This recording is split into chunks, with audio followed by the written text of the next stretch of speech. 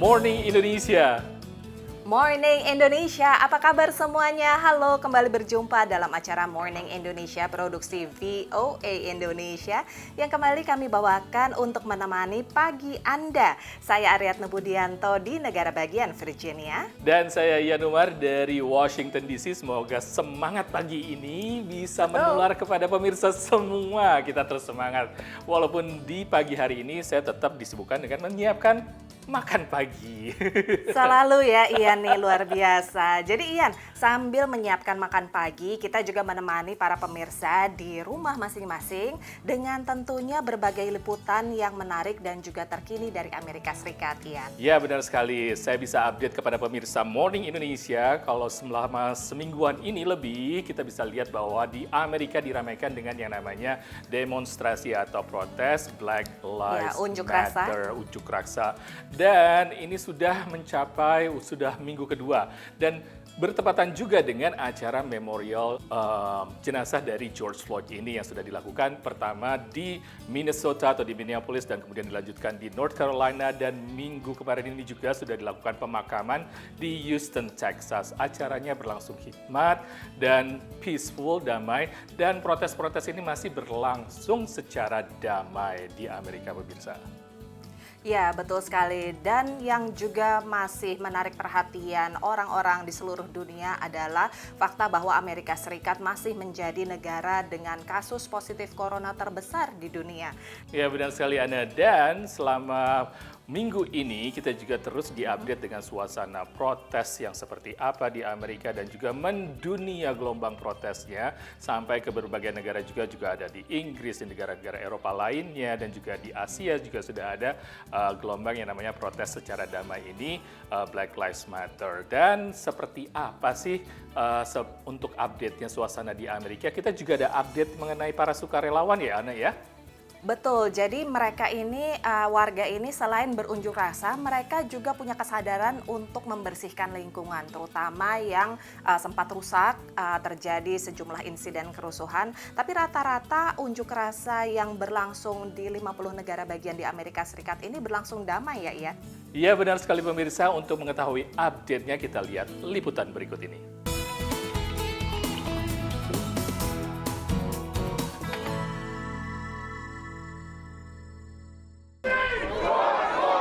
Di lokasi terjadinya kekerasan terhadap George Floyd di Minneapolis, sang adik, Terrence Floyd, meminta warga melakukan unjuk rasa dengan damai, mengacu pada sejumlah kerusuhan yang terjadi sebelumnya. Let's switch it up, y'all. Let's switch it up. Do this peacefully. Please. Inilah yang banyak terlihat pada layar Anda. Kota-kota di Amerika Serikat rusuh dan terbakar dalam amuk massa saat berlangsungnya unjuk rasa mengecam kekerasan yang dilakukan polisi terhadap warga kulit hitam dan rasisme. Pengunjuk rasa khawatir pesan mereka justru tenggelam oleh image-image tersebut. Padahal sebagian besar unjuk rasa yang berlangsung pada 140-an kota di 50 negara bagian ini berlangsung damai. Memang sejumlah unjuk rasa berakhir kisruh. Umumnya terjadi pada malam hari dengan penjarahan dan vandalisme. Namun jumlahnya sangat kecil dibandingkan dengan jumlah demonstrasi damai yang dihadiri beragam ras dan komunitas di seluruh Amerika. Black people in this country have never had equal protection under the law. Never. When my adult children go out in the street wearing a hoodie, I don't have any fear for them. But every mother here fears for her children if they're black children, if they're black men in particular. It is wrong, it is unjust. Banyak pengunjuk rasa yang akhirnya mencari jalan lain untuk menyuarakan kesetaraan dan keadilan. Misalnya pengacara asal Texas, Matt Manning, yang menawarkan jasa pro bono atau gratis bagi para pengunjuk rasa yang ditahan. If you look at the civil rights movement, people did for the movement what they had the best capacity to do. Some people were feeding everybody as they were planning the movement because their contribution was being able to cook for the movement. Other people, preached. Other people did a number of things. And the capacity I serve in as an attorney, I want to make sure that, when my days are done, I know I did everything I could to help people. Sejalan perjuangan pengunjuk rasa untuk meluruskan dan menjelaskan tujuan demonstrasi mereka, tidak sedikit yang frustrasi. A lot of the issues we see are systemic. These are compounded issues: educational system, the housing system, criminal justice, the disparate outcomes for Black and brown people in this country that have existed since the inception of this country.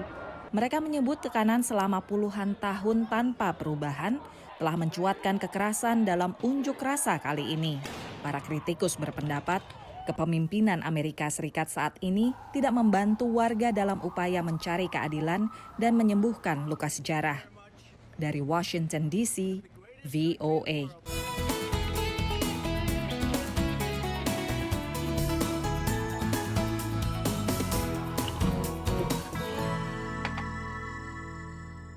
Mereka turun ke jalan untuk membersihkan grafiti, menyapu pecahan kaca. Para relawan ini bergabung pada pagi setelah unjuk rasa damai di Oakland, California berakhir rusuh. I definitely felt that it was an opportunity to come and make sure that take care of your community. I fully support the protesters, and I'm here today to support the local business owners. So I came out around 10 o'clock this morning and brought a broom and started sweeping up broken glass. Now we're painting, and I understand there'll be muralists coming by later to put some murals on the walls. Sejalan menyaksikan unjuk rasa yang berlangsung di seluruh penjuru Amerika, dunia juga melihat kekerasan dan pengrusakan. Bagi orang-orang ini, gotong royong membersihkan juga merupakan sebuah pernyataan sikap, seperti halnya unjuk rasa. We've been watching all of this on the news and we care deeply about our community.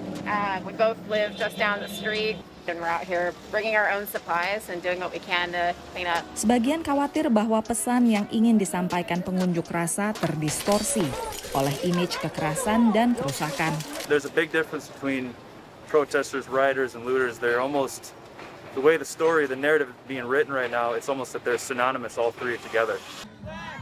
It's not everyone just trying to go out and misdirect anger and frustration, that there are plenty of people that want to come out and direct it towards positive change. Sementara yang lain marah dengan aksi pengrusakan. This isn't in line with any protest in terms of Black liberation, anything like that. This is more so to come out and destroy, and that's not what it's about. I'm here more so to show support and just, it's my neighborhood, so I just got to clean it up, that's all. Bahkan saat sudah bersih, mereka tahu bahwa sewaktu-waktu semua bisa berantakan lagi. Even if this happens tonight, we'll be back out here tomorrow night. Dari Oakland, California, VOA. Untuk pagi ini bikin apa, Ian? Aku selalu excited deh kalau kamu masak. Di depan saya ini sudah ada yang namanya kita sebut di sini lox ataupun juga salmon asap ya di sini. Jadi saya sudah siapkan ini kan sudah menjadi tradisi ataupun kebiasaan warga New York untuk makan breakfast seperti ini ya. Ada bagelnya, ada lox-nya, ada cream cheese-nya. Nanti seperti apa? Pengen tahu update-nya? Yang pasti seperti yang dulu-dulu atau sebelumnya nanti akan saya buatin seperti apa saya buatnya. Tapi setelah yang satu ini ya.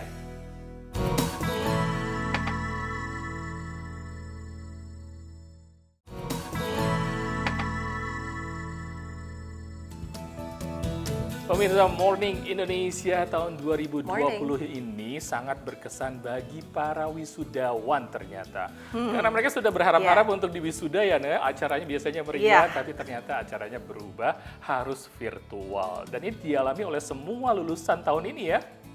Betul, tapi ini tentunya tidak mengurangi rasa bangga akan prestasi yang sudah tercapai dan juga ini merupakan sebuah pengalaman one and a kind. Jadi sekali seumur hidup dan sangat bersejarah karena berlangsung di masa pandemi. Ya, tetap semangat. Tapi untuk mengintip acara lulus-lulusan secara virtual ini, kita ikutan yuk dengan vlognya Audrey ini. Kita melihat dengan kacamatanya Audrey, mahasiswa yang ada di New York ini untuk gimana sih dia lulusan tahun ini di Amerika.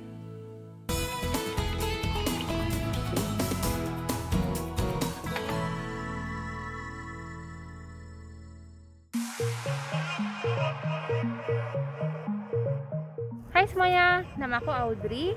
Aku salah satu mahasiswi Seton Hall University yang baru lulus tahun ini. Dan karena tahun ini nggak ada graduation, aku ingin ambil graduation photos di sekolah. Yuk ikutin aku.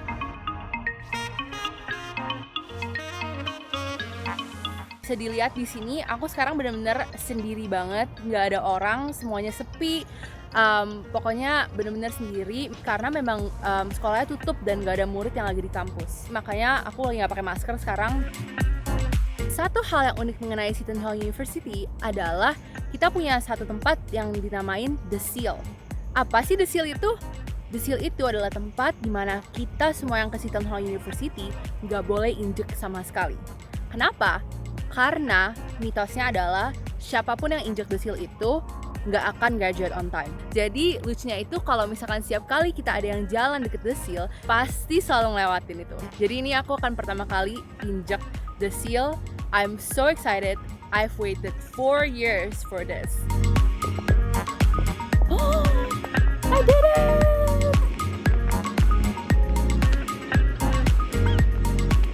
I graduated, yo! Aku seneng banget, udah 4 tahun dan akhirnya aku udah lulus. Woohoo! Oke, sekarang kita lagi jalan-jalan di sekitar sekolah. Dan aku mau kasih lihat nih salah satu tempat yang aku paling suka dari Seton Hall adalah their chapel. Gerejanya itu tuh bagus banget dan sekarang sebenarnya lagi tutup sih karena nggak ada orang. Tapi kalau misalkan teman-teman bisa lihat, ini gereja ya dan pokoknya tuh detailnya bagus banget walaupun kecil mungkin cuma bisa 50-100 orang, tapi tuh kayak dalamnya bagus banget, banyak lukisan yang benar-benar indah banget. It's so nice. Ada teman-teman yang nanya, aku mau ngapain sih abis lulus dari sini? Untuk sekarang sih rencananya aku mau pindah ke New York dari New Jersey dan mungkin aku mau coba cari kerja in terms of like the media industry or the diplomacy industry because that's my major. Class of 2020, congratulations! Ini benar-benar pencapaian luar biasa banget, terutama saat COVID-19 ini, dan aku benar-benar bangga banget sama kita semua. I want to dedicate all of this, aku mau dedikasi semua ini untuk mamiku Philan, papiku Andri, dan adikku Kimi yang udah ada di who's been there for me since like day one and who supported me until now. And terima kasih juga udah nonton vlog ini. Thank you so much for being with me. Selamat untuk lulusan tahun 2020. Wah, sudah wisuda, berarti saatnya untuk mencari kerja. Berarti harus diperhatikan juga dong. Lapangan pekerjaannya sudah banyak yang buka atau belum? Industri-industri di sini di Amerika, apa di dunia lain, apakah sudah mulai untuk buka kembali? Kayaknya sudah mulai buka ya, Ane. Contohnya mungkin perhotelan sudah buka. Betul, restoran dan juga hotel sudah buka, sudah mulai buka, tapi tentunya tidak dengan kapasitas seperti biasa atau yang normal, melainkan dengan kapasitas new normal, gitu ya Ian ya. Nah, bagaimana hotel-hotel menyiasati kehidupan di masa new normal ini? Kita langsung saksikan liputan berikut.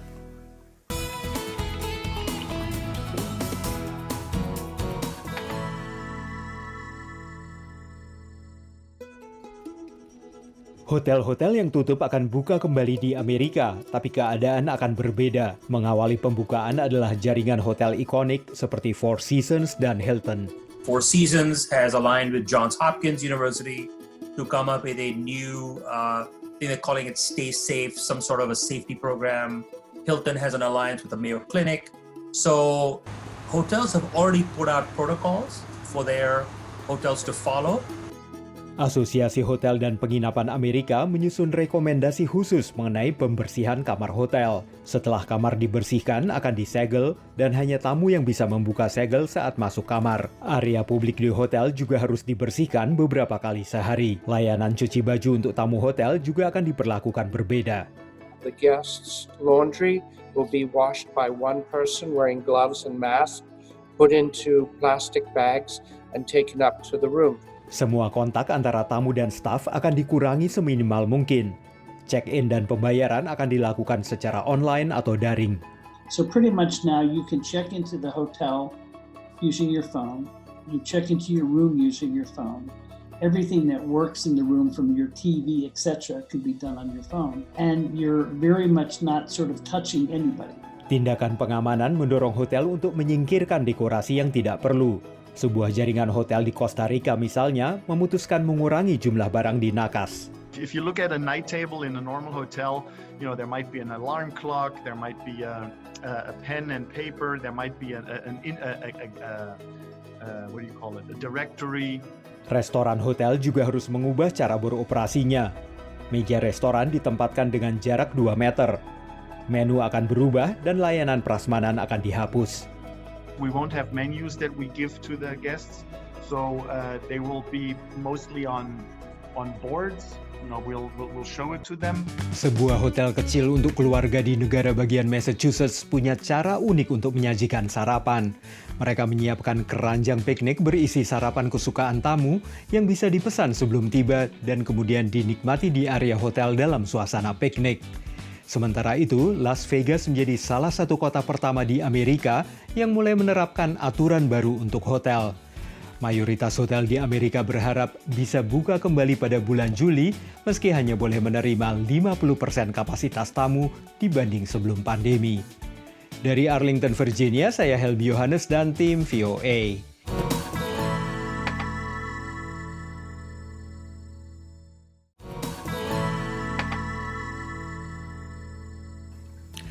Morning Indonesia, kami masih mengantarkan berbagai liputan mengenai kehidupan normal yang baru atau new normal.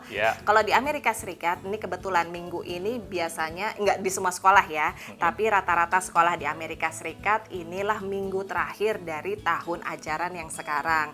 Nah, nanti tahun ajaran baru mulainya biasanya akhir Agustus atau bulan September, belum ketahuan apakah murid-murid akan kembali ke sekolah seperti biasa atau masih ada ketentuan yang harus diikuti, separuh virtual, separuh sekolah.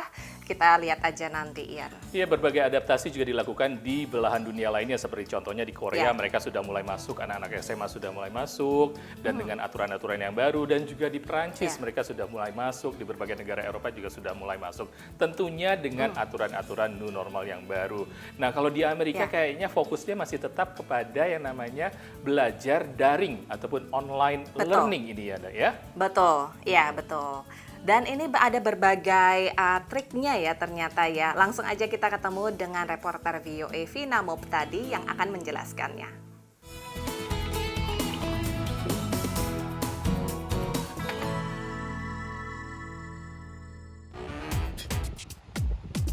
Halo pemirsa, saya Vina Moptadi, reporter VOA dari kota Silver Spring, negara bagian Maryland. Dan seperti yang bisa Anda lihat, saya juga seorang ibu. Halo. Nah, yang ini adalah usia sekolah. Namanya? Lana. Lana kelas? Lana kelas 3. Belajarnya ke sekolah atau online? Online, Kak. Karena kalau ke sekolah bisa ketularan. Karena COVID-19. Putri saya Lana itu sekolah di salah satu sekolah negeri di sini, dan di county ini ada 136 sekolah dasar dan mereka semua menggunakan kurikulum pelajaran online yang sama.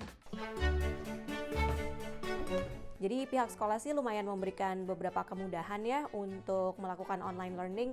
Selain meminjamkan laptop, itu juga memberikan kemudahan dalam hal koneksi Wi-Fi. Karena kan yang dibutuhkan untuk online learning, satu adalah laptop, yang kedua adalah sambungan Wi-Fi, dan software classroom online. As long as you can pull out 7, that's fine. Jadi berdasarkan kurikulum, mereka itu menyediakan directive learning. Ini setiap hari selalu bertemu dengan guru sedikitnya 1 jam 1 hari. Kemudian juga memberikan waktu untuk si anak belajar secara mandiri. For my project, you're gonna have to like put it in sand and then the sand. Tadi yang pertama jam 9.30 itu belajar apa? Belajar matematika. You can find the problem set where you found this video. Terus yang kedua itu pelajaran apa? Pelajaran kayak stamps. So, and then the frog can go in. Ini adalah panduan dari sekolah apa yang harus dilakukan sebelum pertemuan virtual.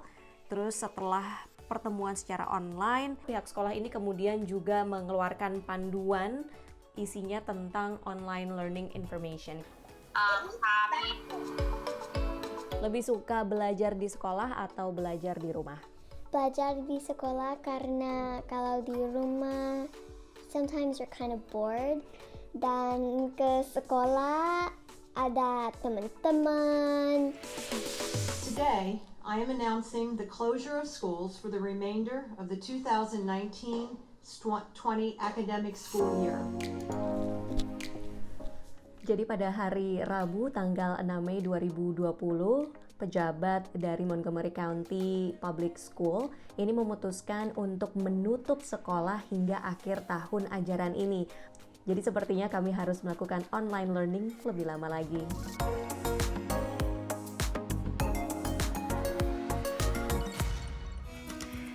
Nah Ian, jadi begitu, ternyata tugas orang tua itu jadi bertambah sebetulnya di masa belajar daring ini. Tapi nggak apa-apa, setidaknya kalau buat saya ya pribadi ya, saya lebih seneng karena bisa mengawasi anak-anak secara langsung. Selama ini bertahun-tahun kan saya nggak tahu nih anak-anak belajarnya kayak gimana ya di sekolah. Udah datang-datang raportnya aja. Nah sekarang saya kan jadi tahu, oh mereka belajarnya gitu, oh mereka kurangnya di sini, oh mereka bagusnya di situ. Ya benar sekali Ana, untuk itu makanya kita bikin breakfast yang simple aja ya kan. Nah. Sebenarnya mau siapin di sini, saya kan bikin bagel, udah di toast nih ada siapin juga yang namanya cream cheese. Nah ini harus diolaskan dengan cream cheese semuanya. Jadi udah siap semua ini. Itu dulu sarapan saya hampir setiap hari loh waktu masih Oh begitu, tinggal di New York. ya ini juga salah satu itu favorit khasnya. saya. Jadi harus taruh tomat kan, harus ada tomatnya, harus ada yang Seru namanya banget. ini loh yang biasanya saya juga taruh adalah bawang red onionnya yang bawang. besar ini. Nah ini emang agak berbeda, taruh red onionnya ini dan juga yang sudah pasti adalah salmonnya, smoked salmonnya. Nah, smoked salmonnya ini saya yang banyak, taruh. Ian. Yang banyak itu ya, itu tumbuk lagi. Tapi yang juga menjadi ciri khas di sini adalah ada capersnya. Saya suka sekali dengan rasa capers ini ada. Nah, aku juga suka tuh. Jadi sebutnya di capers Indonesia? itu pemirsa kayak sebetulnya sih rasanya agak asam-asam gitu, tapi nggak terlalu asam ya. Jadi bisa dibilang itu kayak semacam acarnya kalau kita lagi makan sate. Iya benar sekali, atau kalau kayak kita acar. lagi makan gulai. Jadi agak asam-asam gitu, nambah seger sih sebetulnya. Iya benar sekali. Nah kalau udah di situ tinggal dipotong. Dipotong. Aku kayaknya abis ini mau ke supermarket ngikutin Ian. Langsung jadi kan. Nah ini simple banget buat Aduh. breakfast saya. Kalau misalnya lagi keburu-buru ya biasalah roti lapis, bagel dengan smoked salmon dan cream cheese. Begitu. Itu trik yang bagus banget. Baiklah pemirsa, terima kasih sudah menemani kami di Morning Indonesia selama 30 menit tadi. Ya. Dan jangan lupa ikuti Morning Indonesia juga di sosial media kita. Saya Ian Umar dari apartemen saya di Washington DC. Dan saya Ariadna Budianto dari Fairfax County, Virginia. Sampai ketemu lagi minggu depan. Dadah. Salam.